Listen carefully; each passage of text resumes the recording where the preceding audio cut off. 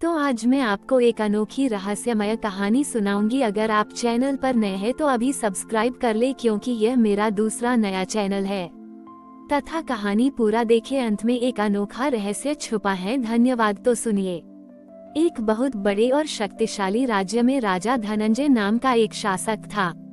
राजा धनंजय बहुत महत्वाकांक्षी और स्वार्थी था। उसे केवल अपने राज्य के विस्तार और अपनी प्रजा से कर वसूलने की चिंता रहती थी। वह गरीबों की समस्याओं पर ध्यान नहीं देता था और धर्म या ईश्वर में उसकी कोई विशेष आस्था नहीं थी। उसे लगता था कि उसका राज्य उसकी अपनी शक्ति से चल रहा है। राजा के राज्य में एक बहुत प्राचीन शिव मंदिर था, जो एक पहाड़ी पर स्थित था। यह मंदिर अपनी महिमा के लिए प्रसिद्ध था, लेकिन राजा धनंजय ने कभी इसकी ओर ध्यान नहीं दिया था। श्रावण का महीना आता तो लोग मंदिर जाते, पर राजा को इससे कोई सरोकार नहीं था। श्रावण की तीसरी सोमवारी थी। इस दिन एक अजीब घटना घटी। सुबह से ही आसमान में गहरे काले बादल छाए हुए थे और गरज के साथ तेज हवा चल रही थी। पूरा दिन बीत गया, पर एक बूंद भी नहीं गिरी। शाम ढलने लगी और अचानक गरजने वाले बादलों से अंगारों की वर्षा होने लगी। छोटे छोटे अंगारे आसमान से गिर रहे थे, जिससे खेतों में आग लग गई और पेड़ पौधे झुलसने लगे।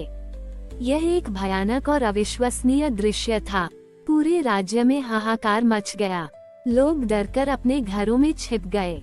राजा धनंजय भी अपने महल में बैठे इस भयावह दृश्य को देख रहे थे। उनके सैनिक आग बुझाने की कोशिश कर रहे थे, पर अंगारों की वर्षा रुक नहीं रही थी। राजा अपने ज्योतिषियों और वैद्यों से सलाह लेने लगे, पर कोई इसका कारण नहीं बता पा रहा था। राजा के एक वृद्ध मंत्री विनयचंद, जो धार्मिक प्रवृत्ति के थे, राजा के पास आए। महाराज, विनयचंद ने कांपते हुए कहा, मुझे लगता है कि यह महादेव का प्रकोप है। आपने प्रजा पर अत्याचार किए हैं और धर्म का सम्मान नहीं किया है। केवल शिवजी ही हमें इस आपदा से बचा सकते हैं। आपको उस पहाड़ी वाले शिव मंदिर जाना चाहिए और उनसे क्षमा याचना करनी चाहिए। राजा धनंजय ने पहले तो उनका उपहास किया।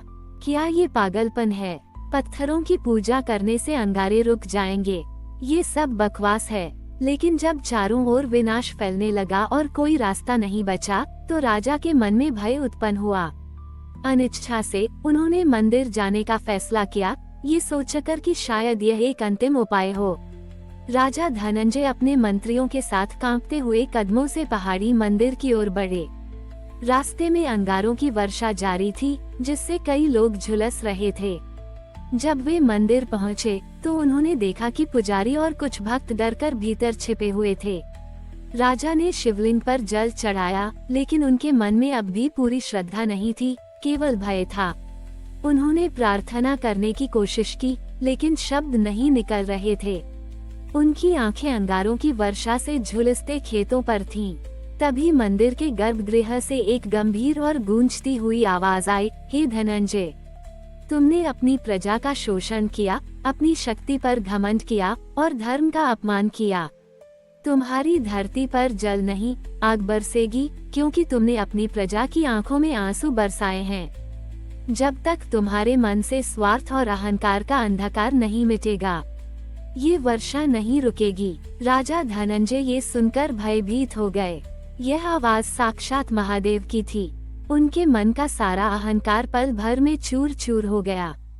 उन्हें अपने जीवन भर के पापों का एहसास हुआ। वह तुरंत शिवलिंग के सामने घुटनों के बल बैठ गए और इस बार उनके हृदय से सच्ची पश्चाताप की भावना निकली। हे महादेव, राजा ने रोते हुए कहा, मुझे क्षमा करें। मैं अज्ञानी था, अहंकारी था। मैंने अपनी प्रजा को दुख दिया। मुझे अपनी गलती का एहसास हो गया है। मैं अपनी सारी शक्ति प्रजा के कल्याण में लगाऊंगा। मुझे एक और अवसर दें, महादेव। उद्धरण चिन्ह। जैसे ही राजा ने अपने हृदय से ये शब्द कहे, अंगारों की वर्षा तुरंत रुक गई। आसमान से काले बादल हटने लगे और एक ठंडी हवा चलने लगी। फिर धीरे धीरे उन बादलों से शीतल जल की बूंदें गिरने लगी, पहले हल्की, फिर मूसलाधार वर्षा। पूरे राज्य में राहत की सांस ली गई। उस दिन से राजा धनंजय एक पूरी तरह से बदले हुए व्यक्ति बन गए। उन्होंने अपना सारा धन और शक्ति प्रजा के कल्याण में लगाई। उन्होंने गरीबों के लिए अन्न भंडार खुलवाए और न्यायपूर्ण शासन किया। उन्होंने उस पहाड़ी मंदिर का जीर्णोद्धार करवाया और हर श्रावण की तीसरी सोमवारी को स्वयं प्रजा के साथ मिलकर महादेव की बड़ी पूजा करते थे।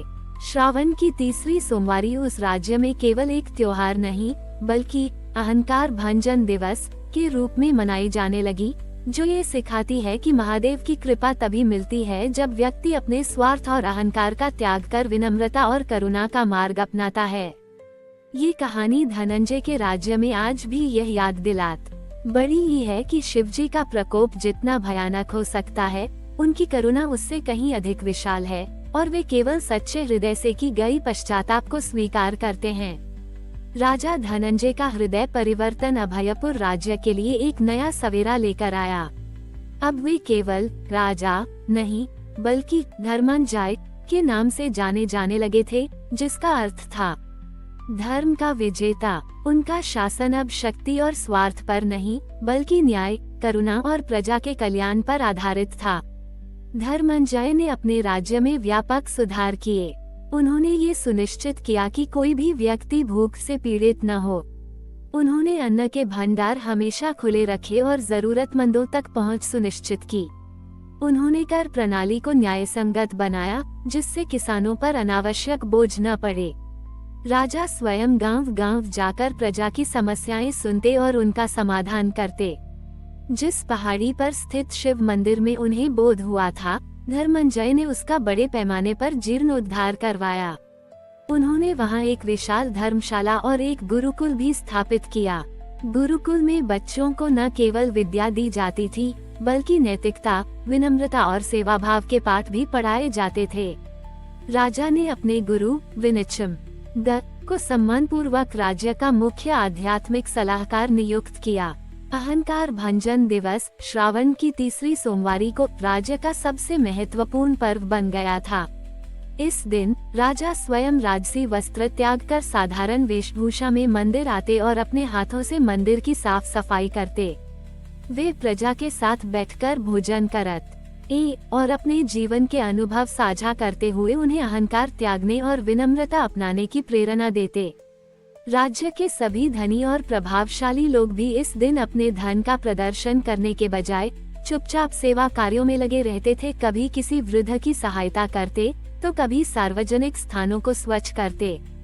धर्मंजय के शासनकाल में अभयपुर राज्य ने अभूतपूर्व समृद्धि और शांति देखी। खेतों में फसलें लहलहाती थीं, नदियां जल से परिपूर्ण रहती थीं और कोई रोग या आपदा राज्य को छू नहीं पाती थी। ये सब राजा की भक्ति, विनम्रता और न्यायप्रिय शासन का परिणाम था। प्रजा उन्हें एक आदर्श राजा मानती थी, क्योंकि उन्होंने न केवल भौतिक सुख दिया बल्कि आध्यात्मिक शांति भी दी। राजा धर्मंजय ने अपने पुत्रों और पौत्रों को भी यही शिक्षा दी कि राजधर्म का अर्थ केवल शासन करना नहीं बल्कि धर्म का पालन करना और प्रजा की निस्वार्थ सेवा करना है। उन्होंने उन्हें ये भी सिखाया कि भगवान शिव की कृपा तभी बनी रहती है जब सत्ता के साथ साथ विनम्रता और परोपकार का भाव भी हो।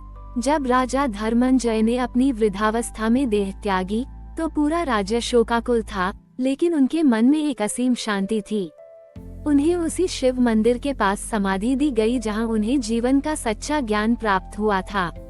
उनकी स्मृति में एक भव्य धर्म स्तंभ स्थापित किया गया, जिस पर उनके जीवन की शिक्षाएं उत्कीर्ण थीं।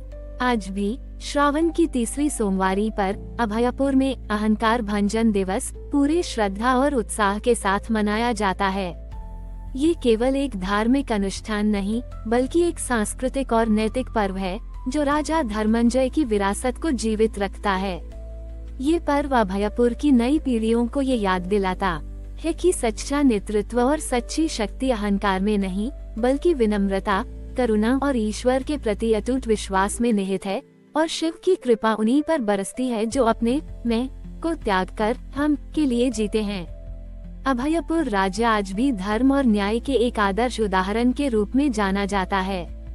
हमारी और भी आध्यात्मिक एवं अनोखी कहानियाँ देखने के लिए हमारे चैनल पर जाएं तथा धार्मिक एवं पौराणिक अनोखी कहानियाँ हमारे चैनल पर है। कृपया जाके देखें तथा हमारे चैनल को सब्सक्राइब करके रखें और वीडियो लाइक जरूर करें। धन्यवाद।